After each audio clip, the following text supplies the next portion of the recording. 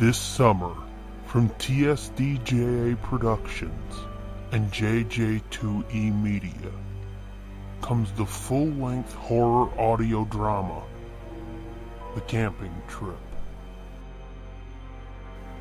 This anthology tells 3 tales that span the decades and unveil vengeful mysteries long forgotten, but ultimately connect to a present-day story. This fully produced audio experience takes you along as 3 young scouts and their troop leaders spend the last night of their weekend getaway around the fire. And what's a night in the woods without campfire stories? When you go to tsdjaproductions.bandcamp.com and buy The Camping Trip, you'll receive over 2 hours of content, including the very first bonus episode of the Nerd Blitz with Doom and Fitz podcast. You won't want to miss a moment of The Camping Trip. Written, edited, directed, and performed by @Fitzman73 and @The Scooby Doom. Available now.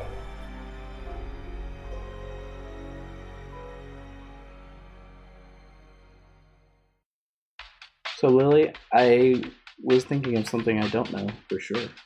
Which is? I have no idea how to advertise our train wreck of a podcast. Well, that adds to the horrifyingly long list of things that we don't know. Well, I appreciate that. Well, if you were going to tell somebody about our podcast, what would you say it was? But it's an effort to prove to you how little you really do know. Well, because you think you know lots, but you really don't know a lot. But these are strangers. They don't know who you is. They don't know who I am. You're my dad, and you don't know anything. So I'm your dad, and my name is Jeff. And the whole purpose of this podcast is for you to prove, as so many teenagers feel the need to, how little I know. Yes. And we do that how? By answering questions sent to an email. What's the email? jeffknowsnothing@gmail.com. That's Jeff with 1 F. And the best questions, Lily will pick the best question each week. The best questions might be answered. The worst questions might be berated. Or ranted about. The best question will probably be ranted about too. That's usually how it goes. That's why I said might be answered. I'm thinking we should start spending much less time together. Yeah. Yeah? Yeah. All right. Where can you find the podcast? At jeffknowsnothing.blogspot.com. Or on SoundCloud. You can just do a search for Jeff Knows Nothing. That's Jeff with 1 F. And that's where we are right now. Yeah. We're a small niche. We're a small podcast. Wait, I thought it was like niche. Niche. I don't know how I'm gonna do that. You don't know anything about the word niche either. Thank you. Oh my gosh, I don't know why I even talked to you. Okay. Yeah, so it's a niche. Check us out. I don't think it is. It's a niche. I don't think it is. Somebody help me out, is it? It's niche. Should I Google it? I'm gonna cut all this out anyway, as it makes me look dumb. It's niche. Okay. YouTube says? Niche. It's niche. I know something! Eat it! Okay, so check out Jeff Knows Nothing, even though now I know that I was right about saying niche. It's niche. This is the best day of my life.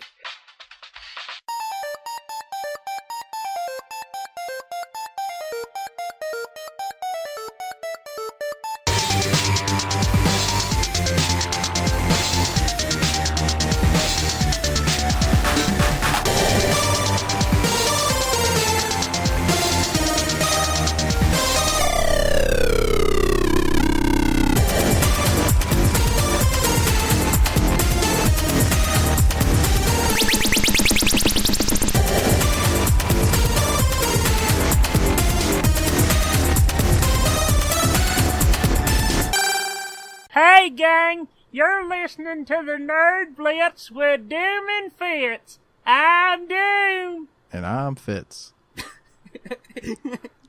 Hey, you actually kind of tried. Was that your Jonathan Winters voice? Yeah, it was, totally.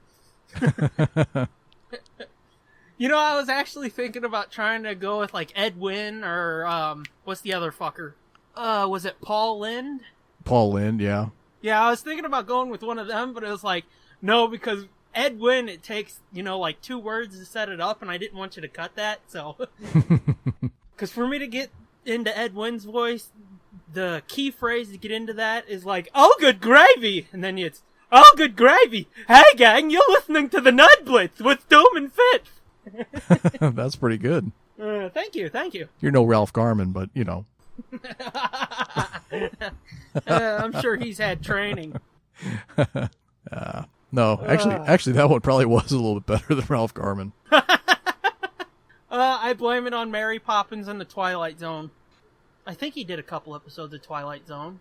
And I saw one not too long ago. He was like a traveling salesman or something. God, that show is so good. Yep. You ever watch it? Not too much nowadays, but yeah, I used to watch it a lot. I mean, I've seen a lot of them. Have you ever seen the one that, I think there was one Paul Newman was in? I forget the plot exactly, but I remember being like, oh my God, look how young Paul Newman is. I don't remember it offhand. I would have to know a bit of the plot. Yeah, I don't remember the plot. Some freaky shit happened to somebody And Rod Serling smoked. Yep. One of my favorite episodes, and I've said for a while now that I think it would be perfect for a movie, and I would love to do it, like with John Goodman, because the dude that was in it, sort of, you could see John Goodman looking like him, but I think it was called Death's Head Revisited, where this old Nazi guard goes back to Dachau or whatever, and the ghosts of the Jews and shit that he tortured are fucking haunting him and fucking with his head and shit. Oh. And I think, like, at the end, he ends up hanging himself or something. It's a fucked up episode, but it's pretty awesome. That sounds pretty cool. I remember seeing one that was, I think it had Art Carney in it, and he was, like this vagabond Santa Claus. Yeah. I don't remember the plot for that one either. I just remember... You just remember the guest stars. Yeah, basically. That's how many times I've seen them. Well, I mean, I haven't seen most of the episodes more than once or twice, and then there's still episodes that they're airing now on, I think it's MeTV. Yeah. That I haven't even seen. That's like the Three Stooges. Yeah. You think you've seen every single one of them a million times, and then one comes on, and you're like, what the where the fuck did they make this one? Totally. It's fucking lost footage. The last 2 weeks, the 10 episodes they've showed, I haven't seen any of them, and it's like, this is awesome. It's like a whole new season of TV for you. No shit. Meanwhile, everybody else has watched them on Netflix, and they're like, asshole, come on. It's a Doomflix original series. Oh, yeah. Did you ever see the one with Burgess Meredith? They made jokes about it on Family Guy that one time, where Peter's last brain cell. Do you remember that episode of Family Guy? I'm all over the fucking place, I know. Yeah, I don't think I remember either. The Family Guy one sounds vaguely familiar, but I don't know. I'm pretty sure I haven't seen the Twilight Zone one. Well, the Twilight Zone episode, it's Burgess Meredith, and every chance he gets, he's reading something. Magazine, newspaper, book, it doesn't matter. At home, at work, because he works in a bank. Mm-hmm. It doesn't matter. Everywhere he goes, he's got, reading material within reach, and he's trying to read and shit. And everybody, including his fucking bitch wife, is on his nuts about reading. Mm-hmm. So he's at the bank, and it's like, okay, it's your lunch break. So he grabs a book or a newspaper or something, and he goes down into the bank vault so he can be alone. Yeah. And the door closes. Well, when the door closes, the fucking bombs drop. Oh. And when he comes out, everybody's fucking dead. He goes to his house, it's fucking decimated, and finally he's just like, oh shit, and he goes to the library. He gets all kinds of books, he's got stacks of books everywhere around him, and he's like, yes, I'm gonna read all this stuff. He goes to look down, his glasses slip off his face and break. Oh no. And he's like, no, but there was time now. Oh man. Yeah, that's a fucking Twilight Zone episode for you right there. I know, right? That's like the, basically the summary of the Twilight Zone. Yeah, I know. Of the entire perfect concept. Fucking example. It's a perfect example of what the Twilight Zone is. Mm-hmm. Some weird setup, and then the guy gets totally fucked at the end. I know. That episode, like I said, that Death's Head Revisited, and then there was another episode with this chick, she'd go out riding her horse, and every time she'd be chased by this old witchy-looking broad on a black horse. And she'd just make it home and she'd be freaked out. Well, come to find out, the person that was chasing her was herself from the future, trying to keep her from making the decision she made that led her to where she was. Oh. That's another perfect example of what Twilight Zone is. Yeah. But she ended up marrying this guy, and he kind of fucked her over or whatever, and I think her family lost their fortune or whatever. And they cut to the future, and she's walking around the rundown house and everything, and it's fucking awesome. I'm gonna have to go back and watch some of those. I forget. I don't remember them being as awesome as these descriptions sound. I mean, it could just be that, like, I love the show so much, I'm making it sound better than it is, but oh god, I love it so fucking much. Well, it's like one of those things that other people have stolen those ideas and Yeah. incorporated them into other movies and shows, and it's just like Totally. like Kurosawa stories, like Kurosawa movies that have been adapted and changed so many times into modernized that it's like you know the story by heart, even though you've never seen it. Yeah, I was gonna say, you know it, but you haven't seen the fucking source material, where it all came from. But yeah, I think all the episodes are on Netflix. Netflix is awesome. Yeah, that's what everybody keeps telling me. There's a sweet-ass Blu-ray set on Amazon that I'd love to get someday. Yeah? That's it. That story went nowhere. It's just there's a sweet-ass... You could probably get a VHS set for pretty cheap. A VHS? Is that what you said? Yeah. I don't have a fucking VCR anymore, bitch. Those are pretty cheap, too. Are they? I'm sure. Well, I mean, like, the DVD set that I've seen which I saw that one time at Sam's, and it was before I'd ever seen an episode. Mm-hmm. And I was like, oh, that's cool. And the DVD set is the same exact set as the Blu-ray set that I've seen. It's just the Blu-ray set's Blu-ray. It's all the same features. It's all the episodes. It's just, DVD versus Blu-ray. Right. I saw the DVD once at Sam's. I was like, oh, that'd be cool, I guess. I don't know. I've always heard that show was good. And it was like $60 or something, or maybe 50. And I was like, maybe next time. Next time we went back, they didn't have it. And not long after that, I started seeing it on TV, and I was like, you fucking retard. I should have got that. And I've been kicking myself for years. Yeah, that's one of those things, too, like we were talking about in another episode where we were talking about old people music. Like when you're a kid and you're like, the Rolling Stones suck, they're old people's music. Yeah. Twilight Zone's like one of those shows when you're a kid, it's like, well, it's fucking black and white, it must suck. Totally. For years, like, I could not watch anything in black and white. Anything. Like, there was an episode of Smallville in, like, season 6 or 7 or something. It's in black and white. I cannot watch that episode still to this day. It's just... It hurts me to watch it. That's probably not even real true black and white either. Oh, probably not, but still. It's just the colors sucked out of it. Yeah, I'm sure it is. There's something about, like, old black and white film stock and stuff, like an old Abbott and Costello, like Abbott and Costello meet Frankenstein. There's just something about the way that looks, the way everything's lit, the way... Yeah, like the old Munsters episodes and shit. Yeah, everything looks kind of just a little bit off and funky. Yeah. But I love it. I think it looks really cool. But see, there's always... Well, it used to be there was some sort of disconnect for me where if it wasn't color, I just couldn't watch it. It would bore the fuck out of me. Well, yeah, it's harder to concentrate on for sure. I know. I mean, like, I would watch Munsters and Addams Family as a kid, but it's like, okay, let's move on. Show me something, with color. Mm-hmm. But the older I get, the more I'm, able to accept it. Like Twilight Zone. I've just talked about it for like 10 minutes. I love that show. And then I think what really made the change for me was probably Clerks. Because the dialogue in that is what made it okay. Well, yeah, and it was really... I mean, it's designed to be like a two-man play. It's not really like... Yeah.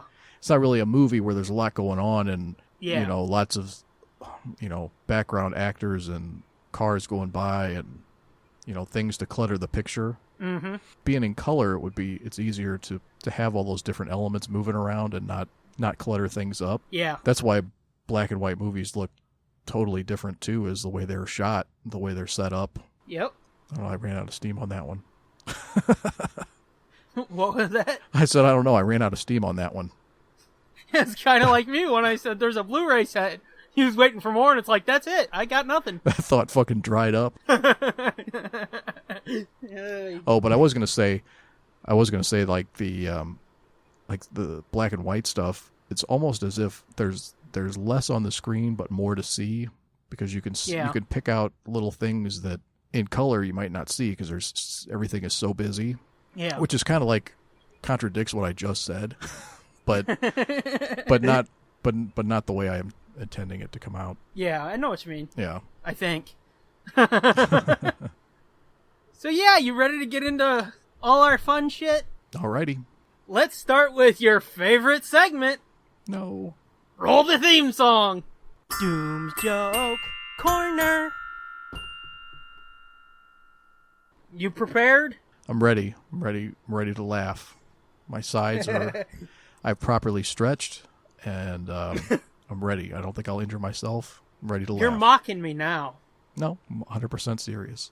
Yeah, I'm sure. You can never be too careful. Yeah. You're just fucking mocking me. You're a little asshole. One of these days, you're gonna get me real good. You already did. You already got me once real good. One of these days, you're gonna surprise me with one. Yeah.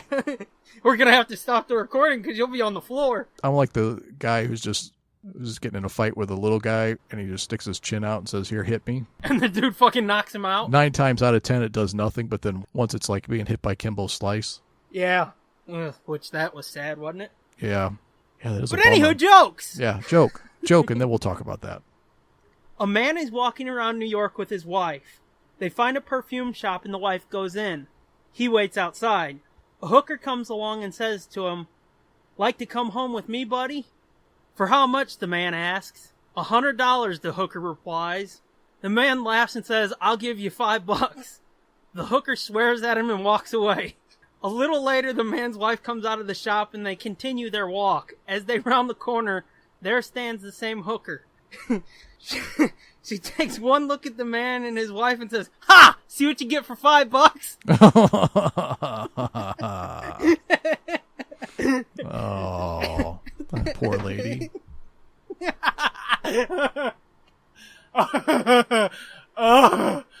Oh, God, that's funny. Oh.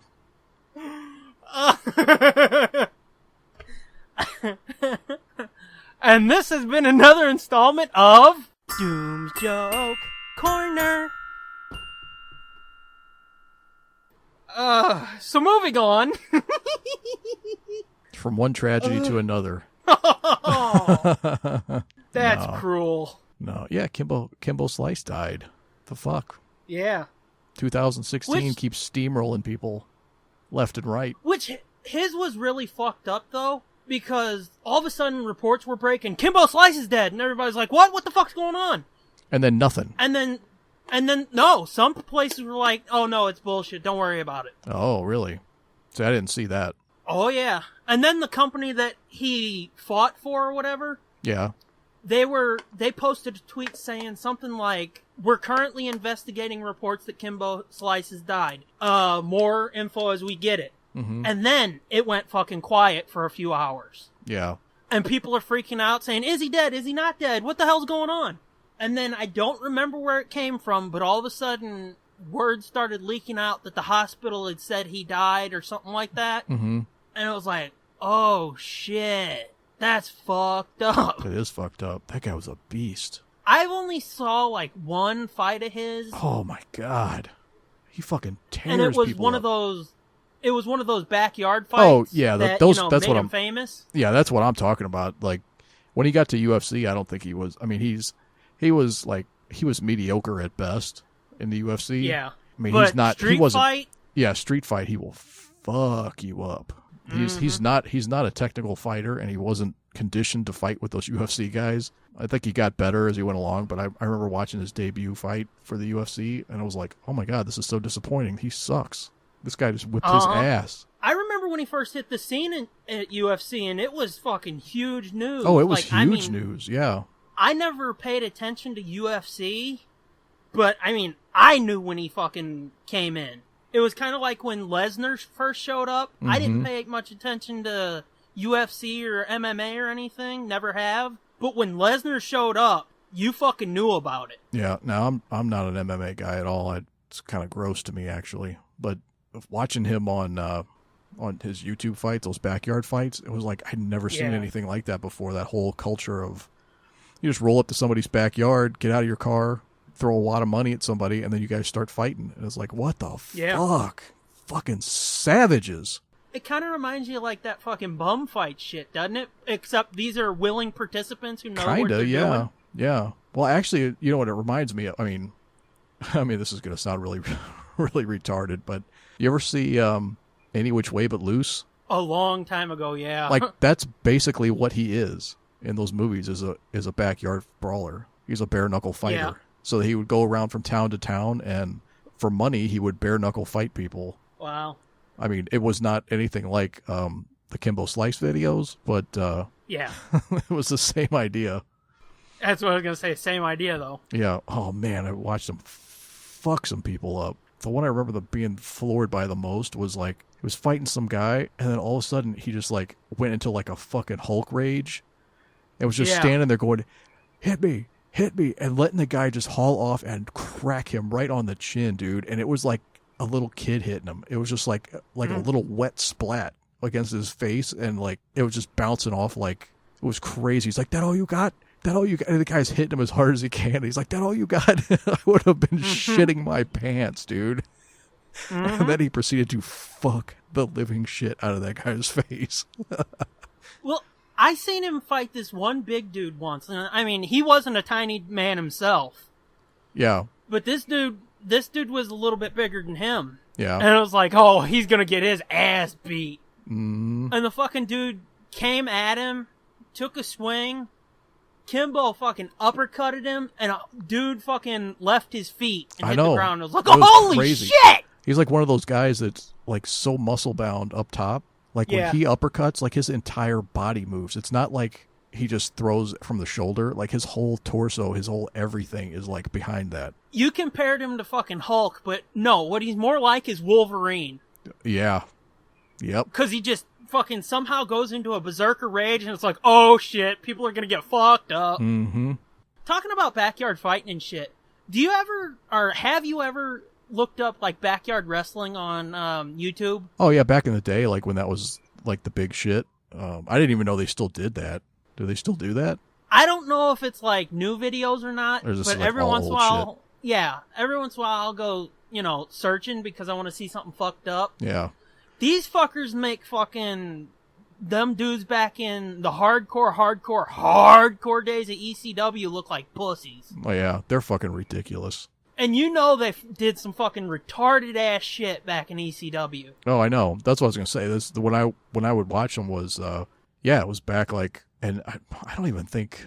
Oh, obviously YouTube wasn't around, but I don't even think there was a good place to watch them online. I think where you'd see them is like on Inside Edition or some other fucking news magazine show. They would be like, oh, have you seen this crazy new phenomenon, backyard wrestling? And it'd be guys like fucking doing like moonsaults off their roof onto a card table in the backyard. It's like, holy shit. And they're all like 15. It's like, where the fuck is your mom and dad? Whose house are you doing this at, by the way? I saw some fucker once. They had 2 folding chairs set up, butted up against each other. And then they had like 4 to 6 light tubes on them. Oh, yeah, yeah. And this dude got fucking choke slammed from a roof through the light tubes and chairs. And it was just like, holy fuck! Yeah, like, how did nobody die? How did nobody ever die? I know, right?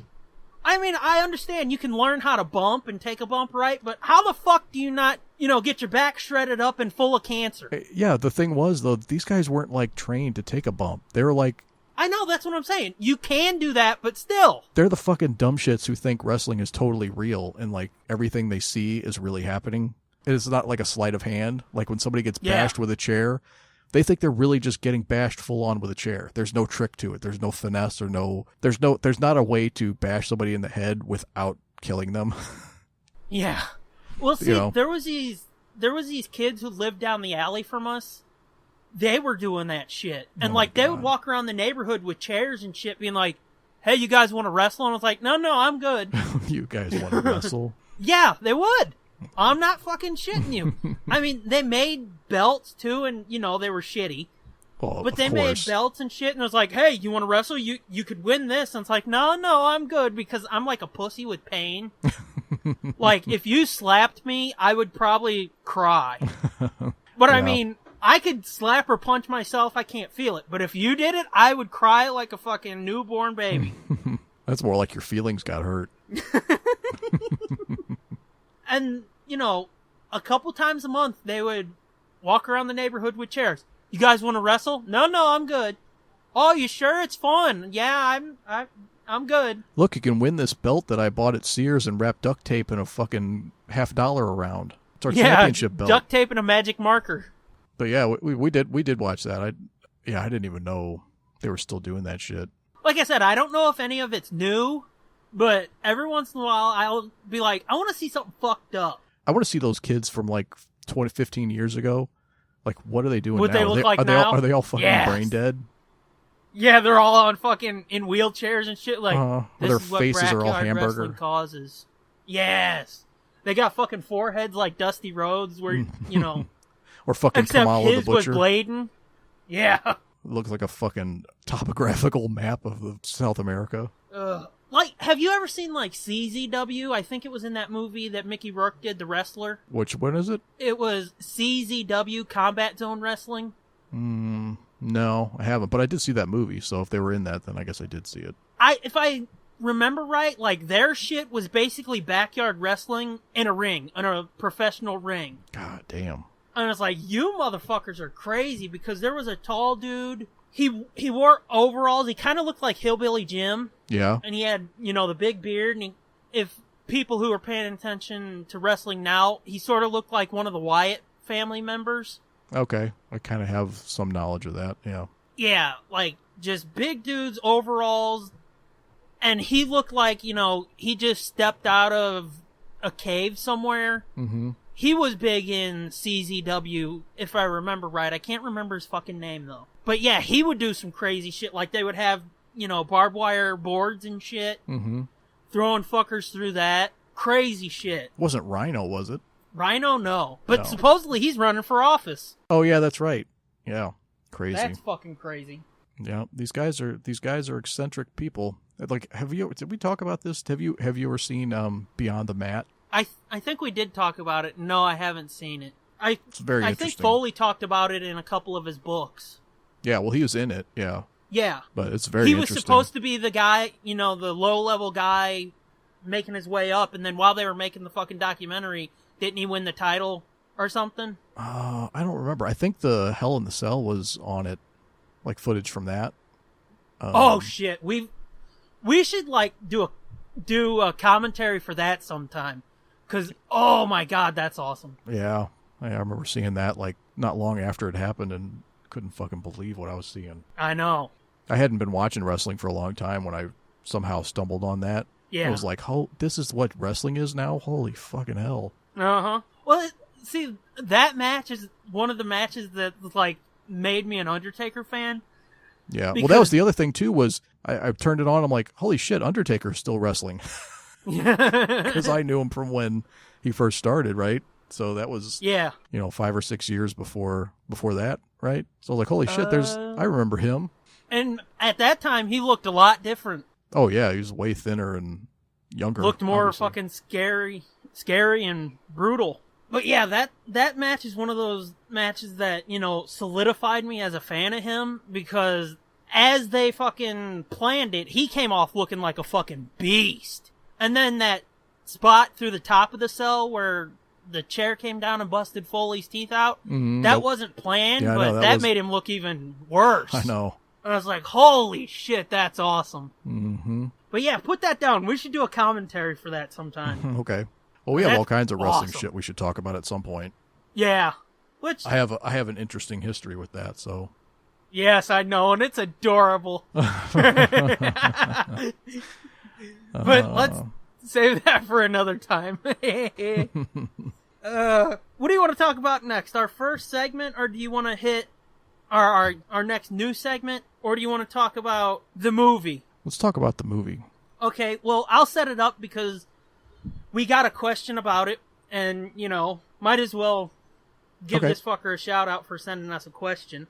It was at Agamemnon1001 asked, "What's the early buzz on Star Wars Rogue One and your thoughts?"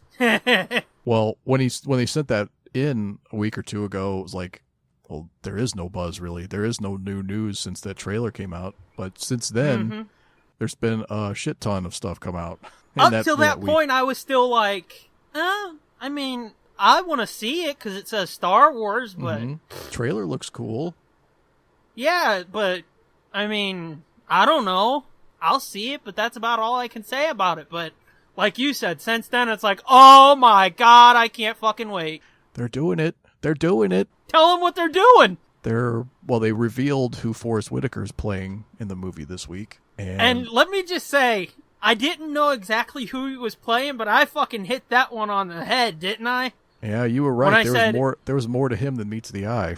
Like I said, his face, it just looks like he's got a history, and boy, does he have a fucking history. Yeah, he's not just random space black guy. He is... Saw Gerrera from the Clone Wars. There's a bunch of people going, who the fuck is Saw Gerrera? He's a character from the Clone Wars cartoon. The CG version. Right, not the Gendy series. The Dave Filoni series. That's good too, but he's from the better version, the fucking CGI version. Which, I never thought I would say that. The better version is the CG version. Oh, it's so good. And we've pimped that show several times on past episodes, I think, but I can't encourage people enough to go back and look at that. And now I think maybe this will give some people a reason to go back and go, hey, what is this Clone Wars show? Well, I know, talking about Saw, I helped convince somebody to take the plunge. Yeah. It's Dave. I can't remember his fucking Twitter handle. Oh, I remember seeing it, yeah. I don't remember what his handle was, but I remember seeing you guys talk about it. Keep talking and I'll give him a shout out. But yeah, like all of the people who hate the prequels, I wish I could just buy them a Coke and tell them, go watch the Clone Wars because it will make you like the prequels. Mm-hmm. Well, or at least tolerate them. Like I said before, I love the prequels. Episode 3 is probably my favorite movie of the entire saga. The Clone Wars blows it the fuck away. Hands down, there are some episodes in the Clone Wars that are better than just about any on-screen live-action Star Wars that's ever been made. Oh, no fucking doubt about that. Dave's Twitter handle real quick is @FlyingKDW. I convinced him to watch it because it's on Netflix. And I saw him post a tweet earlier today saying he's been watching it and he's really been loving it. And it's like, yes, we got one. Got one. I think the fact that they have nutted up and they're going to actually canonize this person and make him a real live part of the film. I was going to say, he is canon. Oh, yeah. Now he's going to be a real boy. Yeah. Yeah, he's canon to Star Wars people, to Star Wars fans. But to just a random movie-going person or... somebody who only watches the films. Yeah. They'd have no idea who this guy was. But now maybe they'll take a look at that Clone Wars show. I'm hoping that on the DVD or Blu-ray they really do him justice and whore the Clone Wars and and if you want to know more about this character, go watch these 4 episodes of the Clone Wars. Or even better, just do a featurette on the character and have clips from those shows and that's kind of what I mean. Oh, okay, yeah. Or, I thought you meant literally have somebody come on and say, hey, if you like this guy, go watch these. I was like, well, they could probably do a little more than that. I'm saying that's the general theme of what I want them to do. Oh, I get it. Not just have a dude walk out into a fucking blank studio and go, that Saw guy that Forrest Whitaker played, that character was on Clone Wars. You should go watch that. Bye. No. I hope they do a featurette and be like, this is Saw Gerrera. This is where he came from. Go check this out for more. This is why he's a crazy extremist terrorist guerrilla warrior. But what would be really cool is like what Warner Brothers does with all their direct-to-video movies, where they put a couple episodes that have something to do with that on there. Like they actually bundle it. Yeah, they put a few cool. Those episodes on there because, like with the DC movies, they put a few episodes of like Batman animated series or Superman the animated series or Justice League that deal with either that type of story or those characters. Mm-hmm. Do that with Star Wars. Put a couple episodes on there and get people interested in the series so they'll fucking check Netflix, so they'll look for DVDs, so they'll buy the Blu-rays, whatever. Shit, they could put probably the whole arc on there. I think he's only in like 3 episodes. It's 4 episodes. Maybe 4? Is it 4? Yeah, it's 4. Yeah, I watched them the day after they announced Saw was going to be in Rogue One. It's like, I got to watch these episodes again. So less than an hour and a half of content. They could put that on there, no problem. Totally. And it's like, fucking do it. Do it. Don't fuck with me, do it! I'll tell you, those 4 episodes, they're not the best of the series. They're not the strongest episodes. No. For me, those episodes are probably the ones that focus on the clones. But still, those 4 episodes are so goddamn good. The sound design, the new, interesting, environments, it's just so fucking good. Mm-hmm. The fact that it's Ahsoka's first solo mission, like this is she's in charge of this operation. Yeah. Of going and meeting with this rebel cell, and it's the first time they say rebel. The first spark of anybody fighting back against, well, in the Clone Wars they're fighting back against the Separatists, but it eventually morphs into, which is what's really fucked up about Star Wars, is the Republic fights the Separatists. So the Separatists are the bad guys all along, right? Yeah. So they defeat them, and then the same people who were fighting the Separatists are now fighting the Republic, because they've really just kind of switched places. Or not even switched places, but all because of Lord Sidious. Crazy old fucking monkey-faced bastard. You mentioned Ahsoka, and oh god, I love her so much. I wish the fuck they would fucking get Ashley, paint her, orange, and slap her in a fucking movie. Yeah, that's gonna be a difficult one, I think. I mean, not difficult, but that would have to be, that would be delicate to get that right.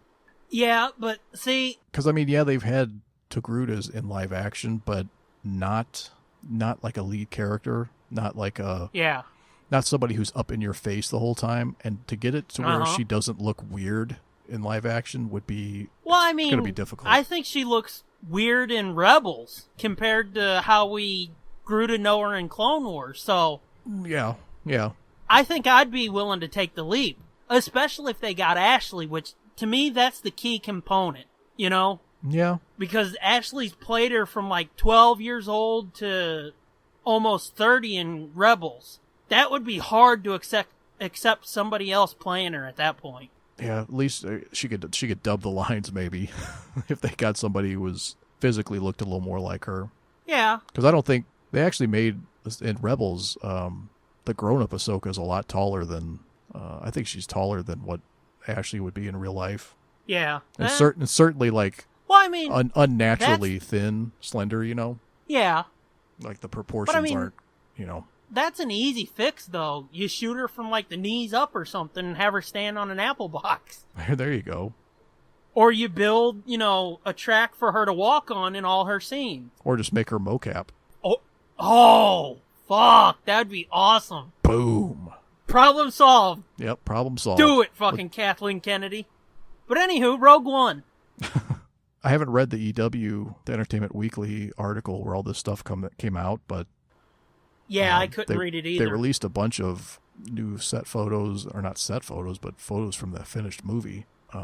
Did you notice there's a cool shot of one of those Death Troopers, those black stormtroopers, and there's 2 things about them that I noticed in this picture that I didn't really pick up before. Well, actually, one thing. Which picture is it? Was it the 2 of them in that rocky field or whatever? No, I think it was the one guy. I think he was in water or on the beach. I haven't been able to load any of the articles or see any of the pictures other than the one I just mentioned. You might be able to see what I'm going to say. in those pictures. Because I'm sure it's been in every image they've released of it, and I just noticed it just now. But they have Darth Vader belt buckles. Do they? Yeah. Well, I mean, not Darth Vader's head. They don't have a belt buckle that looks like Darth Vader. I mean, they have a belt buckle that looks like Darth Vader's belt buckle. I know what you meant. No, I have a Darth Vader belt buckle. They have a belt buckle like what Darth Vader wears. Oh shit, that's funny. No, but I just noticed that this week in those pictures. I was like, oh my god, they've got a fucking Darth Vader's belt buckle. No, I didn't notice that. Yeah, I thought that was a really cool detail. Oh, that's funny. And the second thing I noticed was that new enforcer droid. I don't fucking remember what his name was. Well, if you get a chance to see those pictures, which you will in a couple weeks, I'm sure. Just about a week I'll be able to see it. His chest plate looks like a snowtrooper's chest plate, which also is Dengar's chest plate. Oh. And this is which droid? The one that's being played by Alan Tudyk. He's doing the voice for it. Oh, okay. So the fucker we see... Yeah, in the trailer. We half-ass see... Okay, yeah. Yeah. Huh. Yeah, I'll have to check all that shit out next week whenever I can. I don't know that it's intended to be like an Easter egg or a whatever, but the way that droid is painted, I'm sure that's not where... Well, or could it be? I was going to say, I'm sure that's not where Dengar got that chest armor from. Well, did he have it in Clone Wars? Yeah, I think he did. So, he might have just fucking destroyed a droid like that and stole the chest piece. Well, I just always assumed he got it from a snowtrooper. Or it's just some kind of military, they're all based on the same design. Yeah. But, I mean, in real life, the costume is Star Wars is real life. Well, behind the scenes, his chest plate is a snowtrooper's chest plate. They just used it and repainted it. You've spent a lot of time looking at those costume books, haven't you? I own the costume book, yes. I know. I'm not fucking shitting on you or nothing. And the TIE pilot's helmet is the same as the Rebel pilot's helmet. Put that in your pipe and blow your mind. Yeah, it's the faceplate from a Stormtrooper mask. Yeah. Glued onto a Rebel pilot's helmet. Huh. That's all it was. Looks completely different, but that's all it was. Yeah, I haven't really paid that close attention to the costumes and shit, I guess. Yeah, I'll have to let you flip through that book out... sometimes. It's crazy, like the magic that they do with the same shit. Yes. Yeah. They just turn it upside down, and now it's something completely different. Yeah, I was going to say, like, IG-88's head, didn't they just fucking flip it upside down in the cantina, or... Yeah, it was left over from the cantina. It was one of the pipes or something. They flipped it over and put it on a droid. Mm-hmm. It was like the muffler off of an airplane or some shit. Or a truck, or I don't know, some kind of muffler, I believe. That's so fucked up. Mm-hmm. How alien and shit it looks. I know. That's where they got most of all that shit was like old military World War II surplus shit from junk dealers that didn't want it anymore, or just junk dealers. Stick some extra plastic pieces on it and paint it black, and there you go. Mm-hmm. Yeah. Now you got a blaster. That is cool. Yeah, it's fascinating to me. And then, like, the prequels, the costumes on those weren't like that. No, those were... Except for the comm link that looked like a fucking lady's razor. For real, that's what it was. That thing that Qui-Gon was using? Uh-huh. That's a lady's razor. I mean, I'd have to look it up and verify it, but I'm pretty sure that's... Yeah. I mean, as soon as I saw it, the first time I saw it, I was like, that looks like Jennifer's fucking razor turned upside down. Because the handle on this one type of razor was like shaped like that, like big and wide like that. I'm almost positive that's what it is. It's turned upside down and they glued some knobs on it or some buttons on the top. Yeah. I think the rubber hand grip on it is the same too, like the little grippy strips. I don't think they even replaced those. I think it's. Holy shit, that's awesome. I'll have to look up pictures and see. But yeah, other than that, those were some expensive costumes. Oh, that's so awesome and fucking low rent. and maybe I just thought they looked like this, but I'm pretty sure the barrels on Padme's pistols at the end of the movie, those silver pistols she has, are the one with the really long, skinny barrel. Yeah. I'm pretty sure that's off of a fireplace lighter. Huh. At least that's what it looks like to me. I feel like an asshole because, like I said, I've never really paid that close attention to the props and shit. For me, it's all about, like the story and... That's okay. It just makes me look like a weirdo. No. Yes. No. What? I didn't say nothing. But no, I just pay attention to, like the story and then the way it's shot and all that type of shit. And I play this fun game where I try to spot, what's CG and what's real. Because I'm fucking crazy like that. Well, I mean, you grew up with CG. Yeah. You grew up with CG and real, so that's a fun game that you made up. I didn't.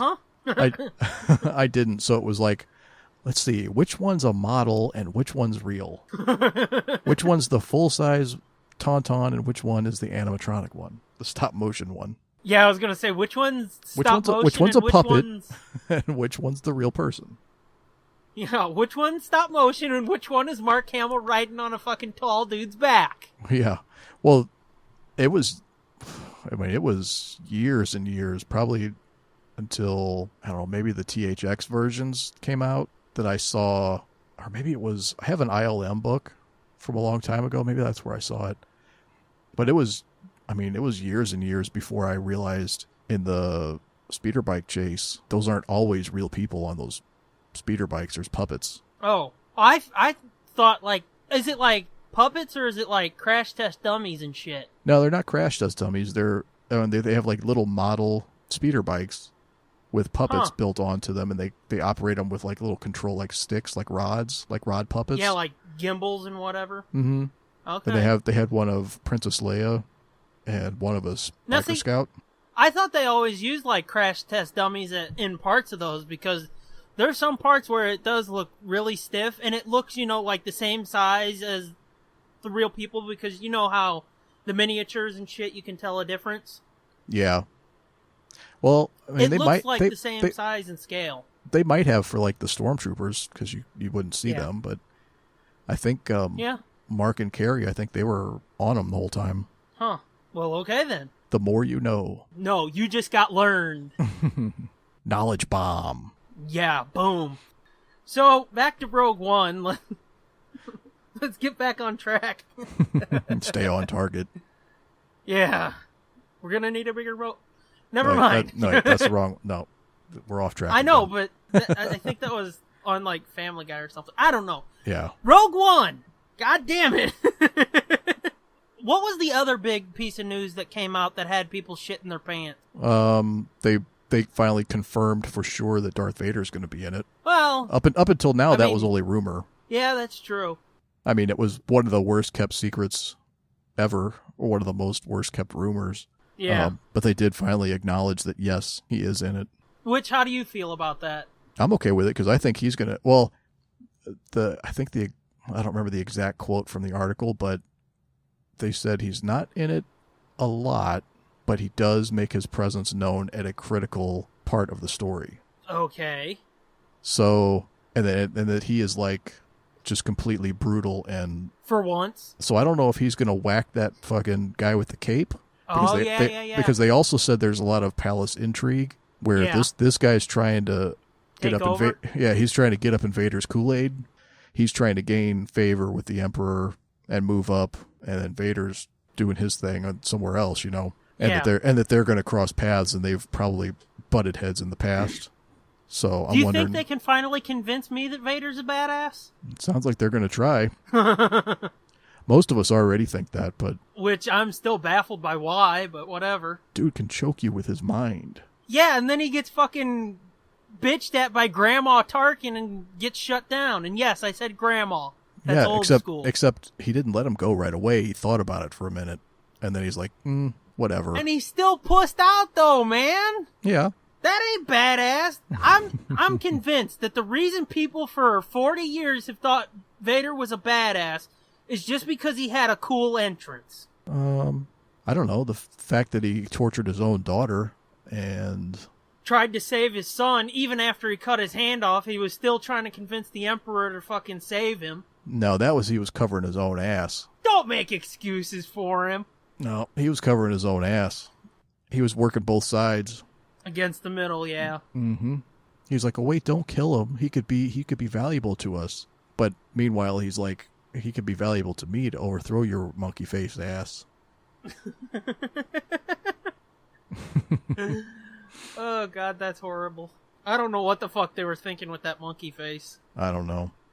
Oh, the other big piece of news with Vader, though, is... And I don't know why people were shocked since the motherfucker did it on Rebels, but James Earl Jones is actually going to be voicing him. Yeah. Talking, he's like 88. Didn't they say he was like 88 years old? Is he really? Fucking yeah, I think that was in that article. I think they said 88. Oh, shit. Yeah. He don't look that old. No, he doesn't sound that old. I mean, my grandpa was like 84 when he died, and he didn't sound like James Earl Jones at 88. Yeah, speaking of grandpas, my grandpa would have been 102 today. Wow. That's... Yeah, my mom was a late in life baby. Whew. Yeah. Wow. Ain't that fucked up? I'm 25 and my grandpa would have been 102. It's crazy. Yeah. But anywho, yeah. James Earl Jones, he was on Big Bang Theory, which, as I said before, I know you don't watch it. Yeah, I'm aware that he was on it though. That's on my radar. Well, he was on there. I almost watched it just because of that, but then I was like, nah. Can't stomach it, huh? I'll just watch Star Wars and I'll watch Coming to America instead. Fuck that show. Like I said before, I understand your problems with it, but... Yeah. And I have a few problems of my own with that show, which, let's just get into that for just a second. Because they're playing to a wider audience, they over-explain everything. So, like, instead of saying, Arkham or Arkham Asylum, they have to say the Arkham Asylum for the criminally insane. And it's like, bitch, just say Arkham Asylum. Because I can guarantee you, most nerds ain't gonna be like, did you see that episode of Batman the Animated Series where Batman took Joker to Arkham Asylum for the criminally insane?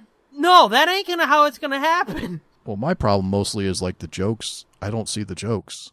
I don't know why they're funny, or that they're even there. Like, it seems like the punchline is like they say Superman, or they say something that's remotely nerdy, and people are like, "Oh, I know that shit. Ah, that's fucking great." Well, it's like no. I think you talked about it with Diddy Bow, but most of the jokes are pretty easy, and most of the humor comes from like Sheldon and making fun of Sheldon because he's so socially retarded. Yeah, that's my biggest one is like, dude, why is that okay? This guy's like fucking got Asperger's or something, and they're like making jokes about him and shit and acting like that's fucking funny that he's so weird and fucked up. Well, I think it's because of how he acts, not just like, the socially retarded shit. It's because he's just an asshole unknowingly. Yeah. And he makes no apologies for it, even when they're like, dude, that's not how you're supposed to be. And he's like, too fucking bad. Well, I know, but that's what Asperger's is. Oh, I know, but I'm saying it's not just like, poking fun at him like, ha ha, you're fucked up, ha ha ha. But it's like, they'll explain to him what's wrong, and he's just like, okay, that's nice. Which, I know, I'm talking in a circle, and I understand that that's what it is. But I think that's why they get away with it, because, like, they over-explain, like, we're telling him he's wrong, and he still acts like a dick. Right. I guess that's why they get away with it. I don't know. And I mean, I really don't care. It's not like I'm offended or I'm like, oh, this is bullshit. But it's like that's not. I don't find it funny. You don't find it funny, and it's not like you're on a crusade to get it canceled or anything. It's just you don't watch it. Right. I don't give a fuck. And you've got to give it up. Even when they over-explain everything and the jokes are easy, that show has done a lot for nerd culture. Yeah. So, it's a two-way street? Yeah, it's kind of shitty, but it has helped, so... But anywho, the really fucked up thing about that show is, like, it's owned by Warner Brothers, so, everything's Warner Brothers on the show, DC Comics and whatnot, and it used to be they would have Star Wars shit in there too, but for some reason, Marvel would never let them put shit in there. And it's like, what the fuck, are you guys stupid? And it's like the same on Comic Book Men. They can't show something Marvel unless they're talking about it specifically, like somebody brings something in. Like it's a commercial? Yeah. And it's like... Yeah, that's weird. What are you, fucking stupid? I'm wondering, I haven't noticed anything yet, but I'm wondering if a lot of the Star Wars shit will be cut out of the sets and whatnot, pulled out of the sets. Maybe. Since Disney owns it now. Or for a while now, actually. But anyways, Could be. let's get back to Star Wars. It could just be they don't want Marvel and DC in the same picture. I don't know. In which case, it wouldn't matter whether Star Wars was there or not. That seems really fucking weird, though. Dude, Because business is weird. I know, but corporate shit any way makes to no promote fucking sense. Yourself, trust me, I know this, but it's like, I know it makes no sense, but come on. It's a fucking, the top-rated show on CBS. I don't give a fuck. Get your shit in there and get it hoard, bitch. Because you never know. You might catch some eyes with it. Because, they make jokes about Marvel shit. They talk about Marvel shit. Yeah. So, let them fucking show it. Yeah, they might catch some eyes.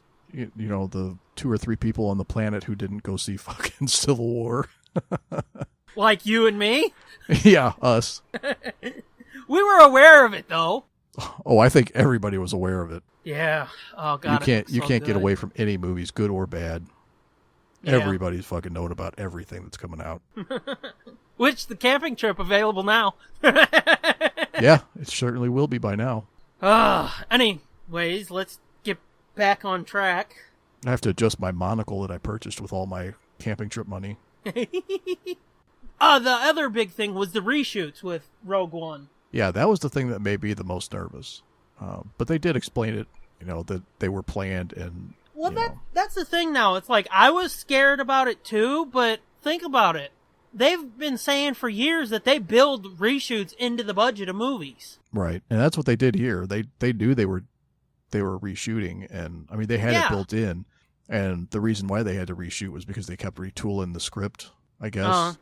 Like the kind of like the script they they started out with, the script they started shooting with was not what they ended up with. Mm-hmm. Kind of like with Episode 7. Right. They were fucking redoing that thing even while they were shooting it. So. Right. And that seemed to work out pretty good. Yeah. Pretty damn good. But that's the thing. It's like they say reshoots and we're all conditioned to be like, reshoots. Oh, fuck. This is going to be bad. Right. But at this point, with these big movies, which Star Wars is a big movie now. It's not some independent shit anymore. We should expect it, but for some reason they say reshoots and we get scared. The people who are looking forward to Suicide Squad, when they said reshoots for that, they were getting scared. And it's like, it ain't going to make me want to see that movie any more than I didn't want to see it before. Well, and it's a good thing to have reshoots available to you. People used to not have reshoots unless there was something catastrophic that was like, well, there's no way this can go to the theaters like that. Most of the time they would just make do with what they had, especially since film was so expensive. Yeah, or they would just fucking, I don't know where that was going, so forget that. I'll cut that. I just lost my train of thought completely. So yeah, reshoots. No reason to be scared, people, apparently. And supposedly the Disney executives are, in love with the movie. Yeah. But then again, we heard the same thing from Warner Brothers about Batman v Superbum, and look how that turned out. Yeah. That's one of the most mixed reviewed films ever, I think. Mm-hmm. The funny thing about that is I saw a meme where people were saying DC gets, fucked up the ass by people because it made almost $1 billion. I think it was just over 900 million. And then Marvel, everybody coddles them because Ant-Man made less than that, and it's beloved. Well, dude, and fucking Ant-Man is... The expectations for Ant-Man are exactly not where I was even going. Close to the expectations. They were saying the same thing about Guardians, too. And it's like, okay, you've got probably the 2 biggest superheroes ever. These 2 heroes have had more movies combined than any 3 superheroes. Solo movies, I'm saying. Yeah.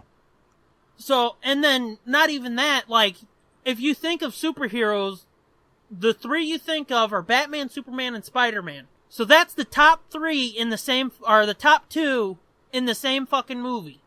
Expectations are gonna be insanely high. Right. And you've got people projecting saying, oh, it's going to make $2 billion. And I don't mean people like, Mark Bernard and Kevin who, were just excited to see the movie and saying $2 billion. Like, you had movie analysts saying this movie is easily going to make $2 billion. And then it comes out and makes like just over 900. Yeah, not even half of what they projected. Yeah, that's a flop. But like Ant-Man or Guardians of the Galaxy, where people were like, fucking Ant-Man? And what the hell's a Guardian of the Galaxy? People love these movies, and they do, far better than people expected. That's why the scales are different. It's about expectation. So quit fucking acting stupid, people. And that's not the first installment of our new segment. That's coming later. No, there'll be much more bitching later. Oh, yes. And it's gonna be petty shit, too. Oh, yeah, it's definitely going to be way petty shit. But yeah, I've seen that meme about, DC's treated unfairly, and it's like, no, DC had more expectation. Yeah, DC's fucking up. Uh-huh. Which, honestly, like, as you were saying that, it kind of made me think, maybe there's just fucking Superman, Batman fatigue. Like, nobody really, like, everybody cares, but nobody really cares that much. Like, everybody cares, but it's hard to get super, super excited about characters you've seen, and like you said, like more movies combined than everybody else. Yeah. Like we've seen iterations of these over and over and over and over, and maybe that's why things like Ant-Man and Guardians of the Galaxy are why they do hit so good. Because they're new? Yeah, because there's fresh. It's different.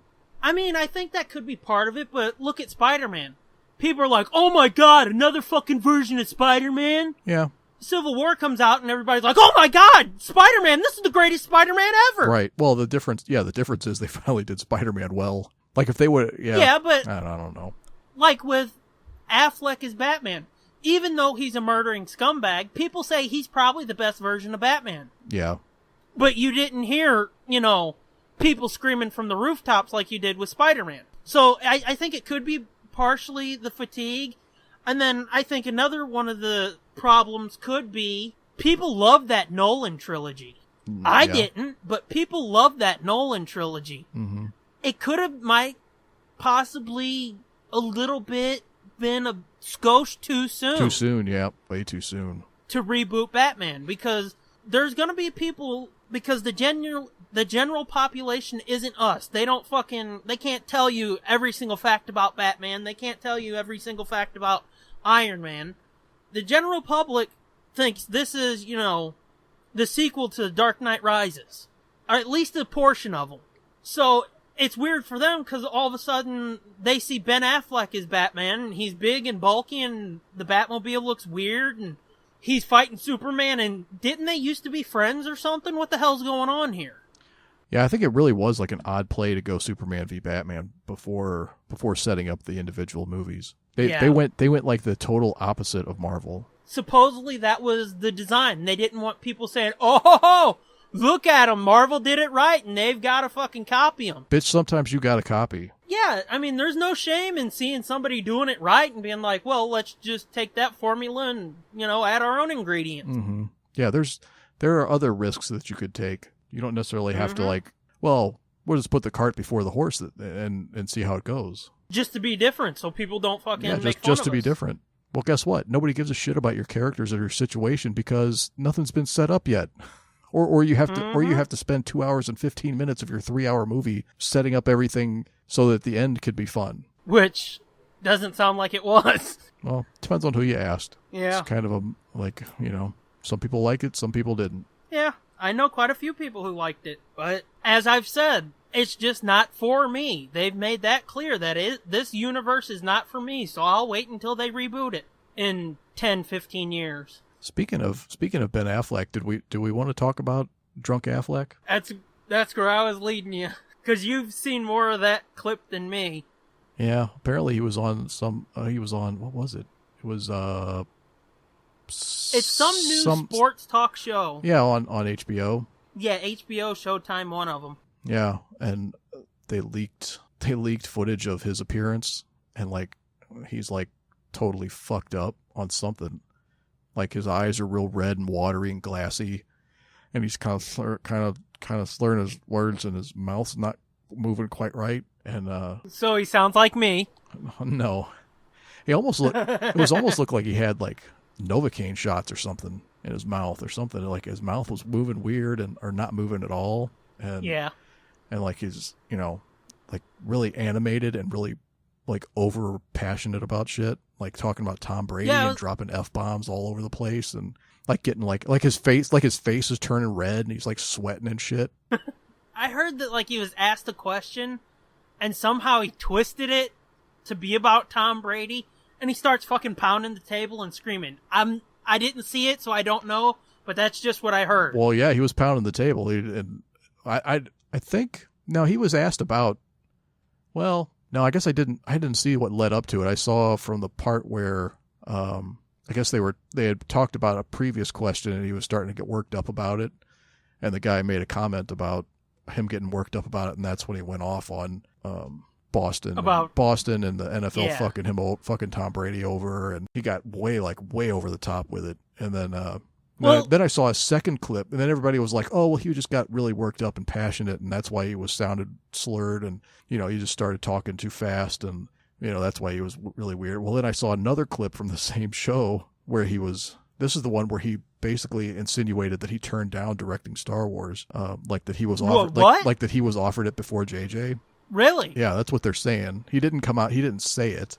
Okay. But I didn't hear about the guy this asked him. I can't remember if he asked him directly about whether he was offered Star Wars. I think he was. I think he might have asked him directly, and he said something about, well, you get offers all the time for things, and you take things, and I don't know. The way he said it was like, everybody's saying, well, yeah, he's saying that he was offered Star Wars before J.J. Abrams, and he turned it down. I was surprised, but I don't. It's kind of like the fucking reshoots thing. I don't know why I was surprised because, I mean, from the way it sounded, they were offering it to fucking anybody who had a name. Yeah, I think he was on the list when they were talking about directors way back when. I don't remember hearing anything about him being offered it, but like I said, it doesn't surprise me. Yeah, but... Because, I mean, supposedly they offered JJ, he turned it down. I think they said something about they offered it to Spielberg, and he was like, fuck no, I ain't following George. Mm-hmm. They offered it to a couple other people, and they were like, yeah, I don't think that's a good idea. Supposedly they offered it to Favreau, I think. And he went, no. Yeah, I think he was in talks, too. And then they asked JJ again, and he turned it down again. It was during that segment that where you could really tell that, like, something was not right with him. The way he was talking, because he was really calm. He was totally calm and normal, but he was like, he seemed like he was high or drunk or something. He was not. Well, see, I heard people making excuses, or maybe not making excuses, but trying to explain it away. And a couple people were saying, well, supposedly he just got off a flight from London. Yeah. And he might not have, had any sleep or any time to sleep, or he might have been, a nervous flyer or something. Well, and he might have taken a pill or something to help him sleep on the plane. Yeah, I was going to say, like, if he took an Ambien or something, I could definitely see where he would be all fucking weird when he, if you don't get 8 hours sleep when you take an Ambien, like, weird shit's going to happen. But, so I could see it. Yeah, and then, like, that clip where he was, talking about Brady, they're saying, well, he's from Boston, that's how they are. And it's like... What, drunk? That's a weird thing to say. They get excitable about their sports teams. And it's like, okay, most sports fans do get excited. Yeah. And I memean, it sounded almost like they were trying to be like really horribly stereotypical and be like, well, he's Irish, leave him alone, or something. Yeah. Because, the old stereotype about us Irish fuckers is like, loud, drunken assholes. Yeah, which is not untrue, like but, were, you it sounded like they were trying to say that, in a nice way. Yeah. But I don't know. No, there was definitely something for them to come out and say like nothing was wrong or nothing was happening. No, there was definitely something going on. And hopefully it's not alcohol. I mean, he's already gone through rehab before. So, hopefully it's not something like that. Hopefully it's not, but you've got to take into consideration he's had a pretty rough year. Well, yeah, that's what I was going to bring it back to as well. Is like a couple episodes ago we talked about Shia LaBeouf going off the rails after all the pressure from Indiana Jones. Yeah. Is this him going off the rails after all the pressure of Sad Batman? Well, I don't know about that specifically, but I mean, like, he just got divorced. This movie that everybody's telling him is gonna be huge was huge, but not necessarily all that well received across the board. Yeah. It had to have been disappointing no matter what. Remember Sad Affleck? It's Sad Affleck, yeah. That was funny. That was funny. Yeah, I don't know if it's, like, just the pressure of Batman, but he's had a lot of shit going on. Yeah, this is true. It felt like 2004 all over again because, he's had a pretty fucking stressful life, actually. Like Kev said in one of the evening lists, they love to fuck with that dude. Like, no matter what, they'll write anything about that fucking guy. Yeah.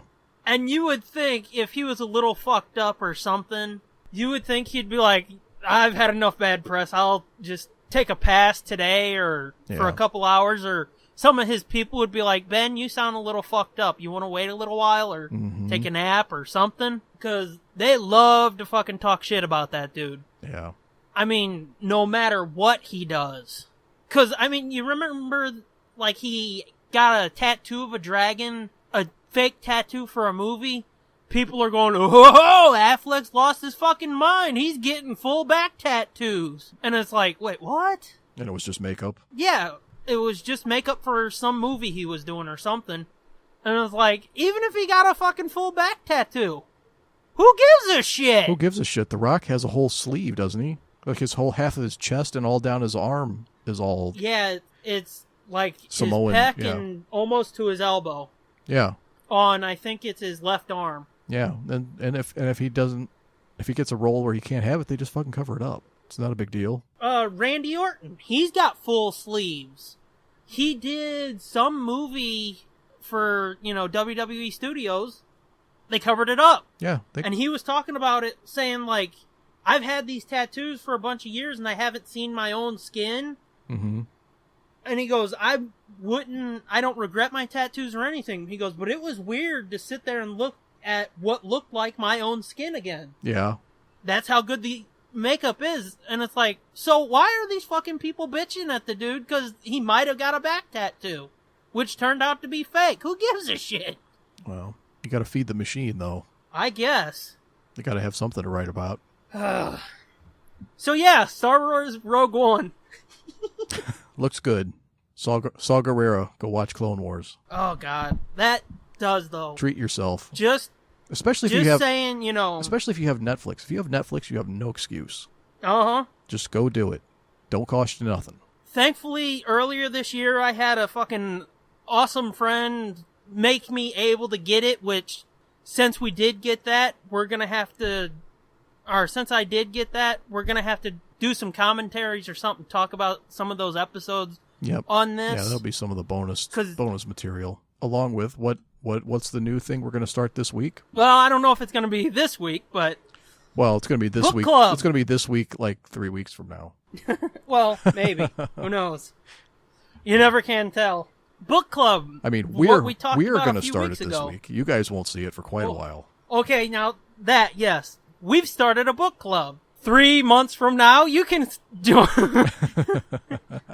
join along with us. Well, you'll have already known about it by then, by the time this comes out, probably. Well, I mean, they already know about it now because they voted on the book. Right, but I mean, there'll be episodes available before this one comes out, possibly. I hope. Yeah. But yes, book club, where it depends on, like, chapter length and book length, but hopefully each week, we'll read 1 to 3 chapters of a book. Yeah, and 1 to 15 chapters of a book. Hey, it could be possible because... Depending on chapter length, yeah. Like Kevin J. Anderson, you know who he is, right? Oh, yeah. He wrote he's got some books where, like, chapters will be 1 page. So, it's possible we could end up reading a book, that's 15 chapters a week. Yeah, I was thinking we should probably maybe go more like by page count. Yeah. And then like round down to the chapter, like if we say 25 pages a week or whatever, and it ends up being like 2.5 chapters, well then that week we just do 2 chapters. It really depends on, how much time we have that week. Right, yeah. Which varies. Like I said, 1 to 3 chapters per week is my target. Yeah. Definitely greater than 0. No shit. And what's the first book? We had folks vote on four titles, and the winner was Star Wars Dark Disciple. Yay. Which neither one of us have read yet. No. And it's one of the few that neither one of us has read yet. Right. I think everything else on the list one of us had read. Yeah, well, yeah. You read that, what was it, Dragonlance? Mm-hmm.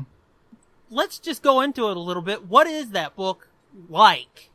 It's like, well, it's fantasy. It's sword and sorcery type fantasy. Yeah. Basically, the two authors worked for TSR, which is who made the old D&D game. Yeah. And they had, they were working on creating this campaign world to be put out as a D&D product.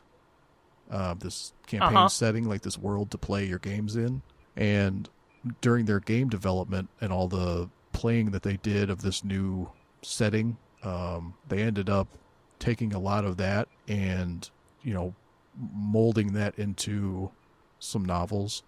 So they're... How many are in the series? Oh, fucking... Well, again, this is like Star Wars in the EU. Oh, is it that big? So, yeah. So to me, like when I was younger, I loved it all. Like all of the books. But they wrote 6 to start with. They wrote 2 trilogies, and then they stopped writing books for a while, and then other people took over and started writing all kinds of shit. And then years later, they came back and wrote another trilogy, and then I think a couple of standalone books. Yeah. The original authors. But the original trilogy is Dragonlance Chronicles. Yeah. It's 3 books. It's Dragons of Autumn Twilight. Which was what was in the poll. The second book is Dragons of Winter Night, and the third is Dragons of Spring Dawning. Oh. So, get it? The 3 books are like seasons. Yeah. It's like a way simpler Lord of the Rings. Yeah. way more pedestrian Tolkien. He was... Yeah. He got bogged down in details. That is some fucking highbrow shit right there. I love those. I love those books, but they're like almost too much for me.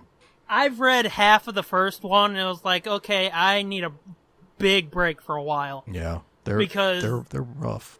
It was like The Hobbit. I love the fucking Hobbit. Oh, that one's brilliant. Yeah, that one goes real fast. That one's that's an easy read, fairly easy, relatively speaking.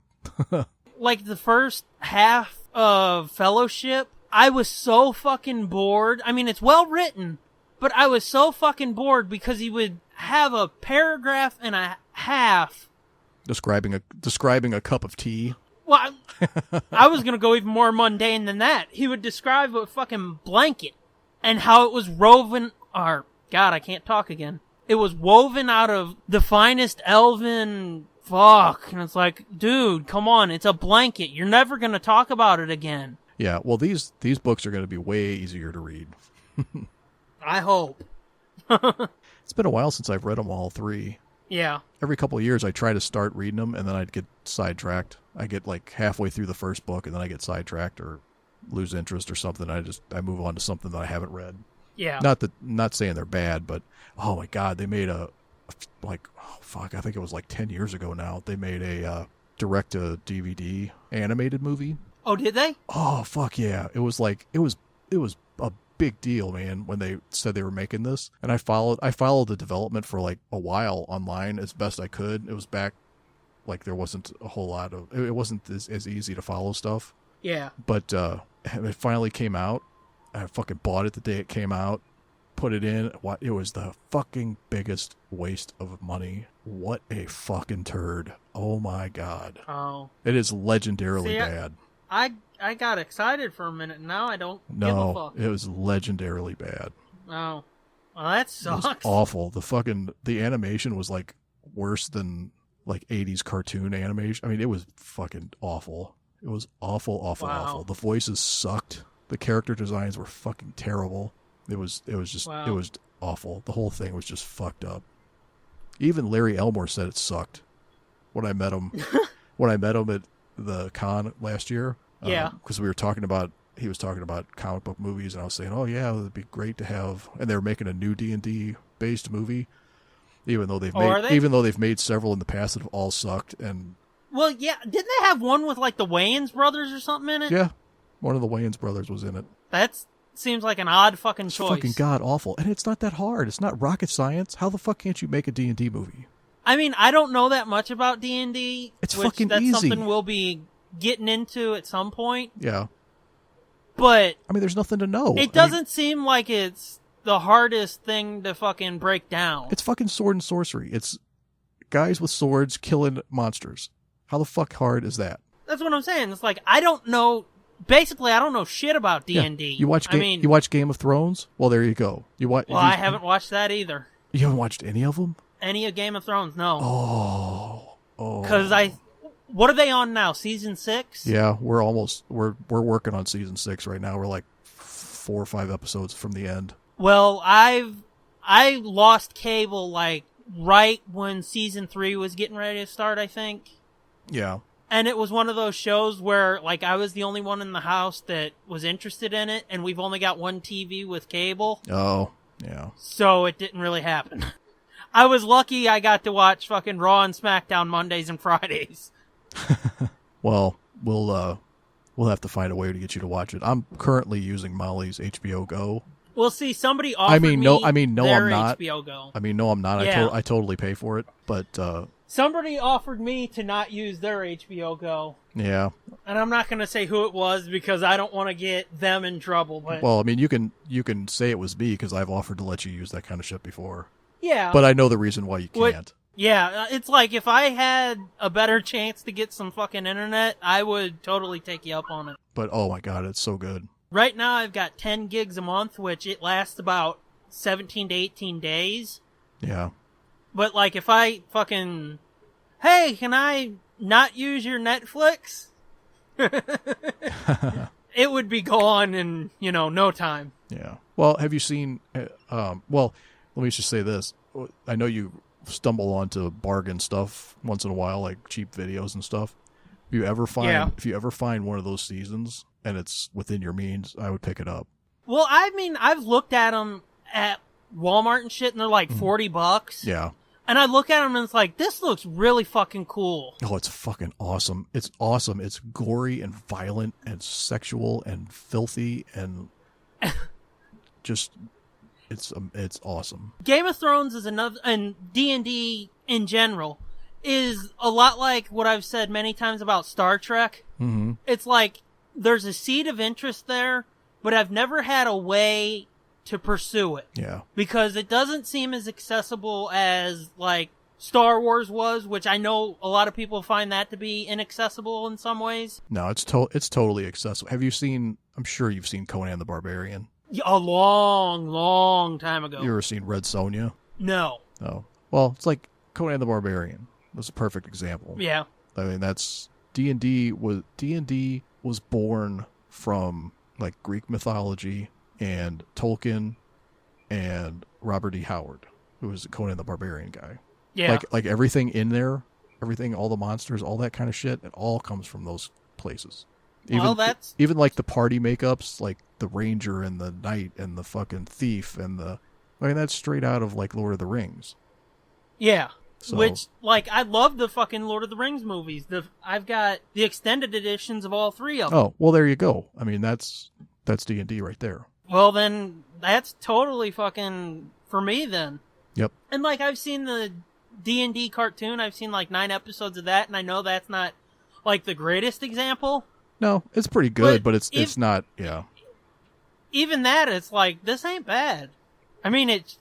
No, I watched one of those shitty 80s animation, but it's not bad. I watched those when I was a kid on Saturday morning when they were new. And liked them. And I went back and watched them recently, like watched one episode on YouTube, I think. And I was like, fuck, this is like surprisingly not that bad. I thought it was going to be dog shit, but it's like, this isn't that terrible. And see, that's, like you said, you thought it was going to be dog shit. Mm-hmm. That's a rarity right there, because if you don't keep up with that shit and, like, rewatch it every once in a while, the more years that separate you from that shit when you were a kid... Oh, yeah. The harder it is to fucking accept it. Oh, for sure. Because, like, I watched some of those shows that I used to watch on Nickelodeon, like Kenan and Kel. Mm-hmm. I fucking loved that when I was little. I saw it when I was a little bit older, and I was like, ooh, I shouldn't have watched this. Yeah, it kind the of memory ruins it. was far Yep. better. Yeah, it fucks your memories up. So yeah, book club. The Star Wars book was one of them.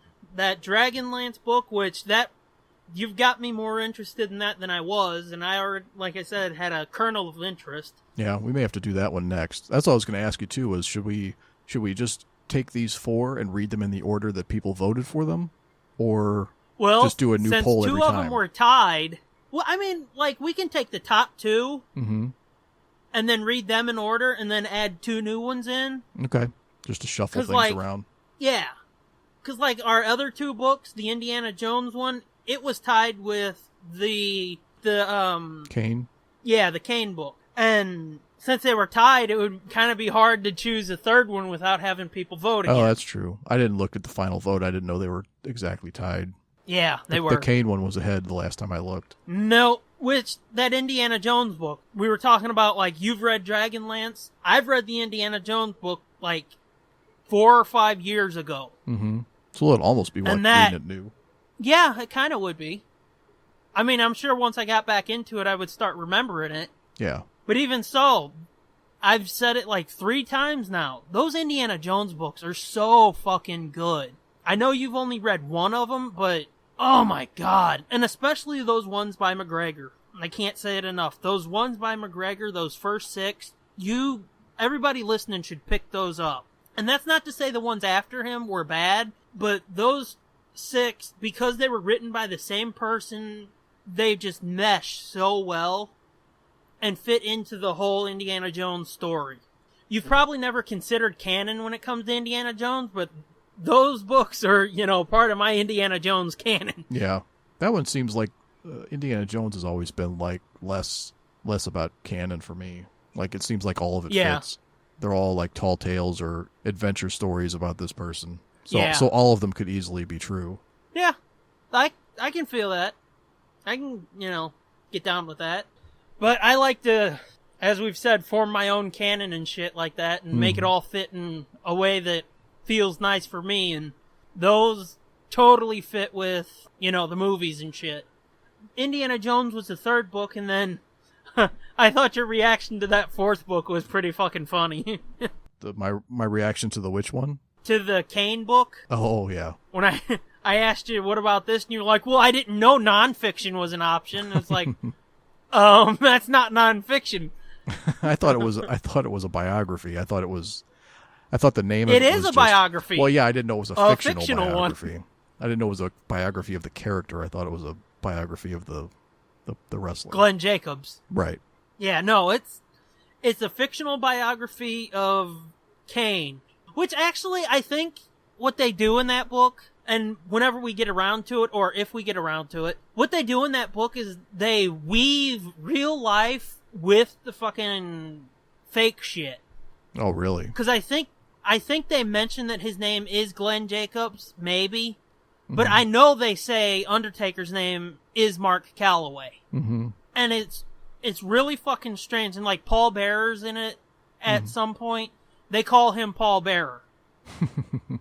And it's so I mean, if you're not a wrestling fan, it's just gonna seem fucking retarded to you. But for somebody like me that, as I said at the top of the show, I'm a huge Undertaker fan, that book is so up my alley. And I think I told you this. When I first read that book, I read it in like less than 24 hours. That's crazy. Because I read a chapter and was like, oh shit, that's good, I gotta read the next one. And that's probably the only book other than like the 7th Harry Potter book, which I think I read that in like 26 hours, and I got a full 8 hours of sleep in there, so it's really like, what is that, 18 hours? It's the only book that I've read in that short period of time, because it was a page turner, and it's rare to find books like that where I can't put them down, and I did. I was just sitting in my chair fucking flipping the pages, and it's like, okay, I need to take a break. My eyes are starting to hurt. But fuck, what happens next? And I just could not stop. It was an addiction. And like, I think they even Do you remember the, what was it, Katie Vick storyline? The who? Kane's girlfriend, Katie Vick, wasn't that her name? Oh, I don't, not familiar with that one. Well, they did this storyline that was like, people don't talk about, WWE doesn't really talk about anymore because it ended in like such poor taste with, I think, Triple H raping a fucking dead body. Oh my God. Yeah. It was the Attitude Era where you could do anything.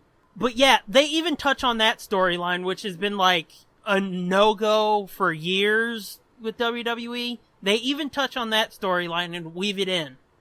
Oh, wow.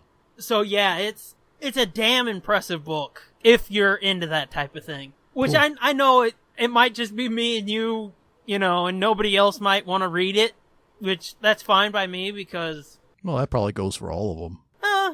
No, I mean, there's people who will want to read the Star Wars book. And I'm sure there's people who will want to read, you know, the indie book. And then, like, Midnight Smoke, he's, you know, really was pushing for the Dragonlance book. Mm-hmm. There wasn't a lot of people pushing for the Kane book. Yeah, but it's different. I wanted to do that one because it sounded weird and different. It is. It's something I was completely unfamiliar with. But we'll get to it. Do you want to tell folks what all the books on our list are, or do you want to just save that to unveil? Just save it. Okay. Well, right now we've got about 10 other books on our list, just in case people are curious. Yeah. But so yeah, book club.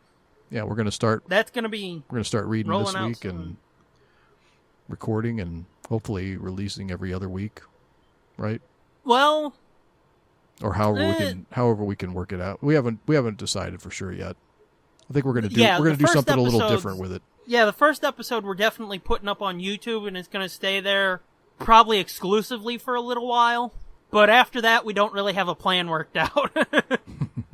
Which I just thought of another book that we'll talk about off air that I want to add to the list. Even though, like I said, we've got over 10 books as it is. But it's a really fucking good book, and it's real nerdy, too. What we do have for today is a new segment. Which, yes, we've teased it, and actually this time, unlike my joke corner, which I didn't know I was going to keep up with, we actually have a prepared fucking intro for it. Yeah, we have a theme that you put together. Well, put together. Yeah. We actually put some fucking thought into this one. And I guess this could be a great way to end the show every week. Yeah. We start with the joke corner, and then we finish off with our new segment, which play the intro now. Fuck this shit.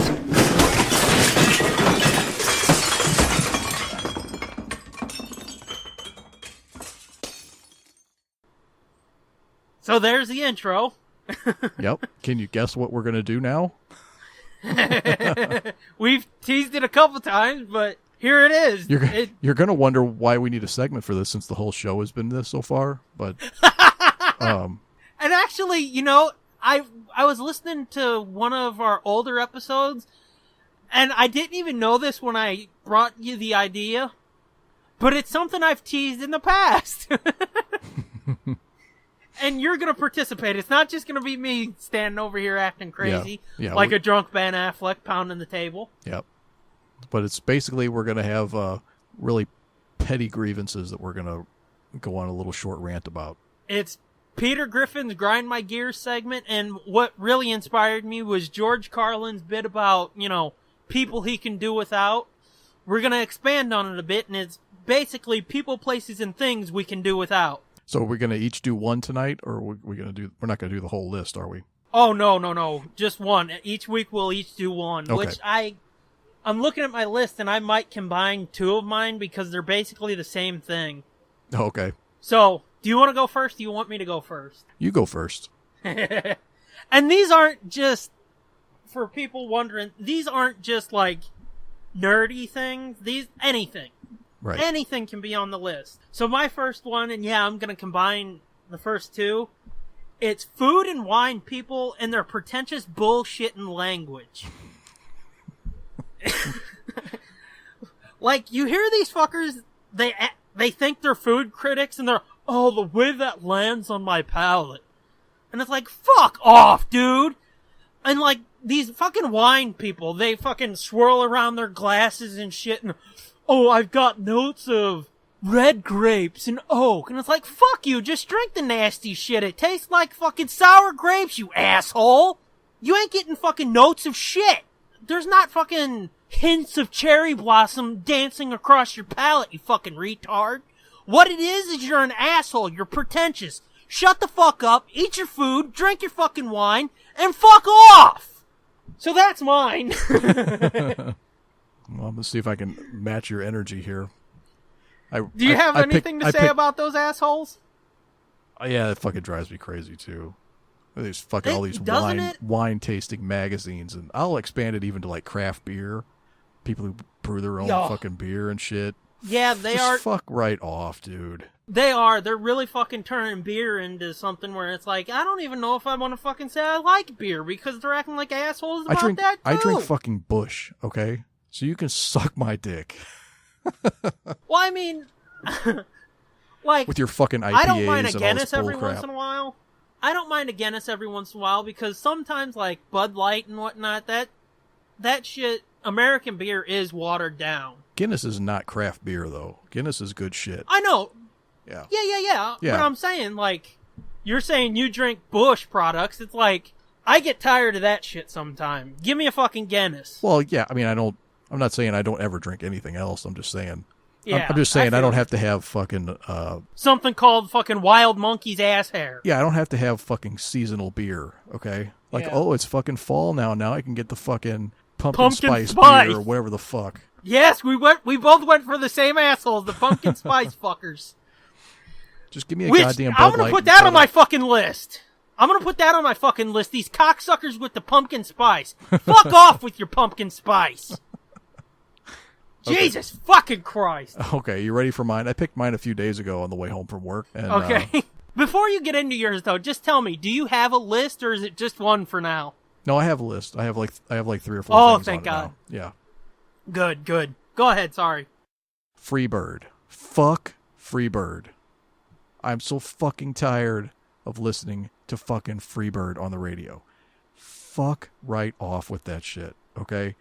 Fuck that fucking 15.5 hour long song that takes up an entire block of music between commercial breaks. Go fuck yourself, okay? Fuck right off.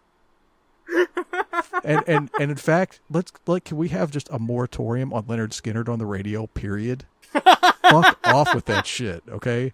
I'm fucking tired of listening to it. Like, who gives a shit? Who actually likes this shit anymore?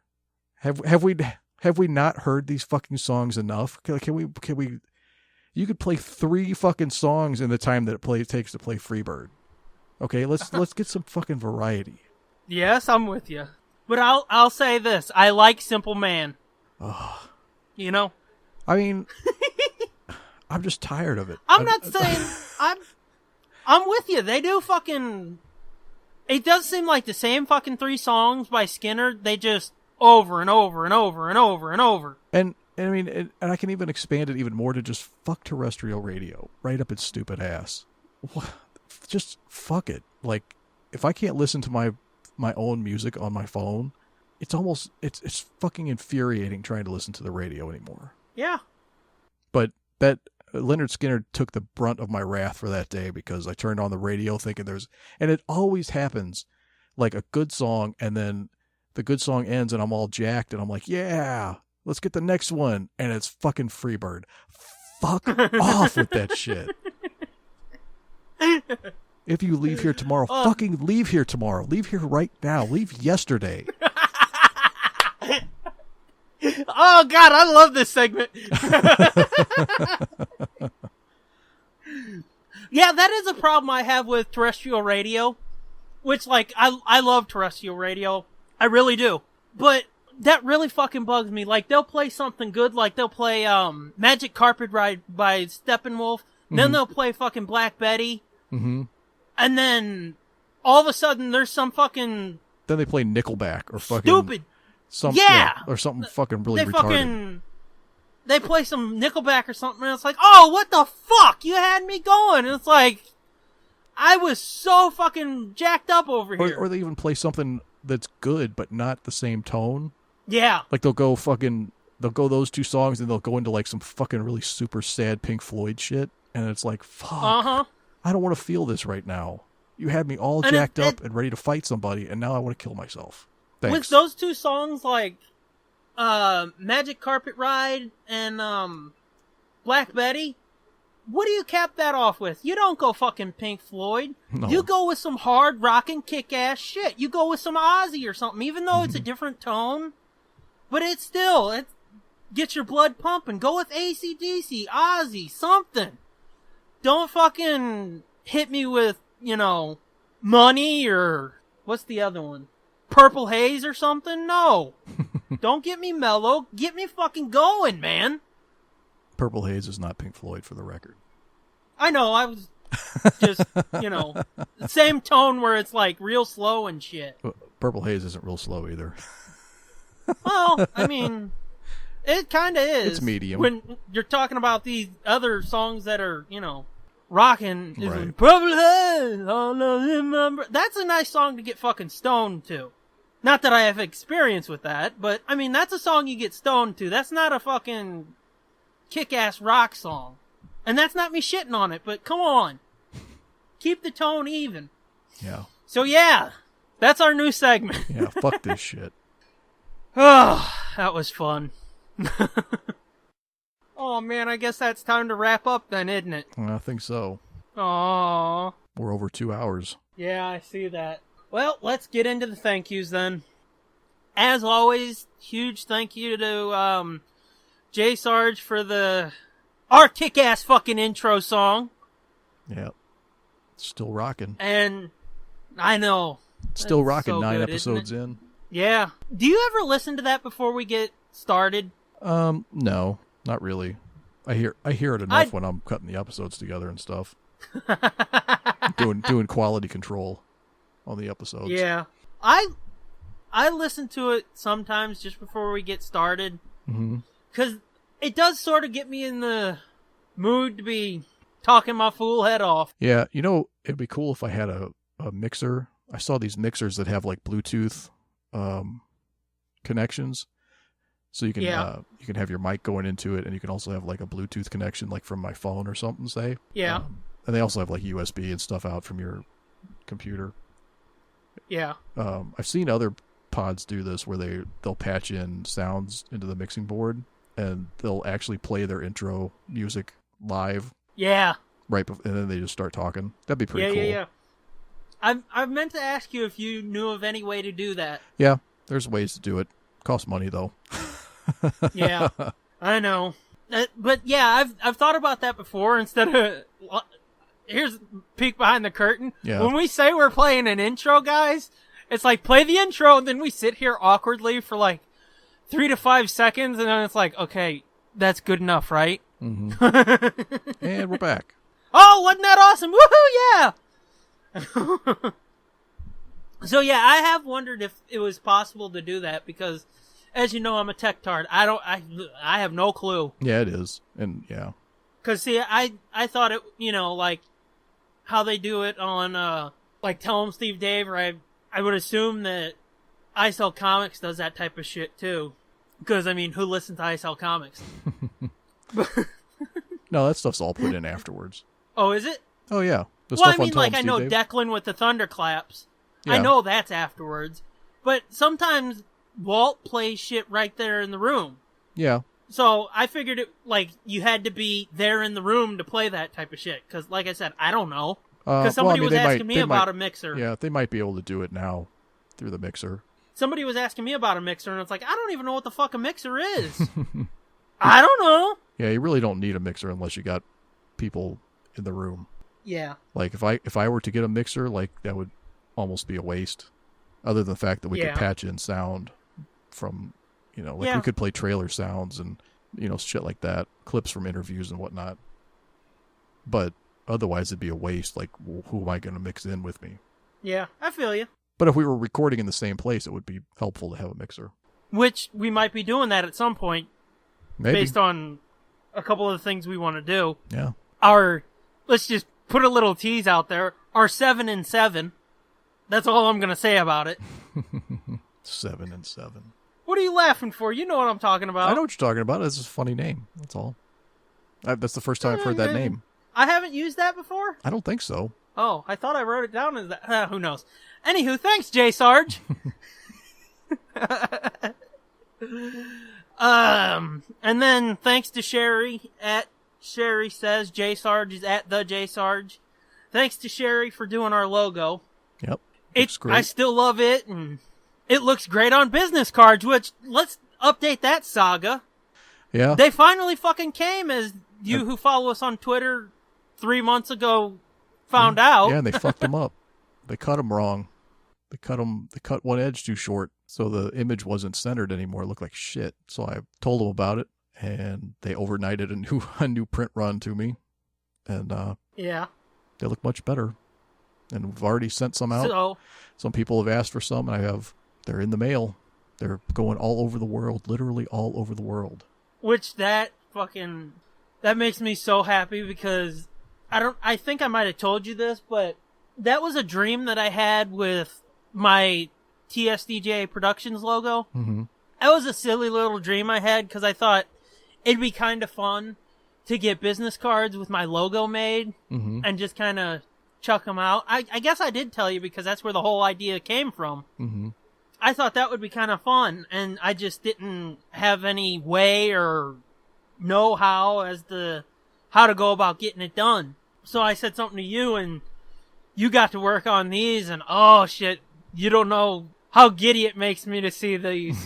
I know. Did you see the picture of Groupie with her phone in Spain? Yes. With our logo up next to some old building. I don't know what it was, but it looked cool. I've been watching her do that for, quite a while with Tell 'em Steve Dave. Mm-hmm. Yes. And I told her, it's like, that right there, I love that so much. That's some real validation. I know. I told her, it's like, I love that so much. You have no clue, how cool that is to me. Yep. So she's getting cards. They're on the way to her. There's some going to Costa Rica. There's some going to Australia. Some going all over the United States. Yeah. Chicago, Colorado, California. Mm-hmm. Where else? That might be it for right now. That's not too fucking bad. No, not bad at all. And I've planted 2 of them so far on my own. Oh, did you? Where was the second one? Well, I told you I put that one on a shelf in Family Video. Yeah. And then I sold one of my Walking Dead variant cover books on eBay. Yeah. And I just packaged that up today to ship it out, and I threw one in the package. Yes, that's fucking awesome. So I think that's going to Maine, actually. Do you know the person that you sold it to? Fuck no. Yes, that's awesome. Oh shit. Because I was gonna say, if it's an aunt, it's a possibility. It's a very slim possibility they might know who one of us is. Nope. They total stranger. That's fucking awesome. Yes. Total stranger. Yeah, you don't know how cool that is, too. Oh, I love that. Yeah, that made me giddy. Yeah, that's an awesome idea. So anybody that wants some, DM one of us, and we'll send them out. Yeah. You can be our guerrilla street team and stash them around your city. Mm-hmm. Because, yeah, that's just such a cool idea to me, because, like I said, it's just kind of low rent, but it's a cool, easy way to get the fucking name out there. Yeah, who knows how effective it'll be, but it's a fun game to play. Even if, we don't pick anybody up, or even if we only pick, 1 or 2 people up, at least we tried it. Yeah. Because it's better than fucking not doing it and always wondering, So, yeah, there's that.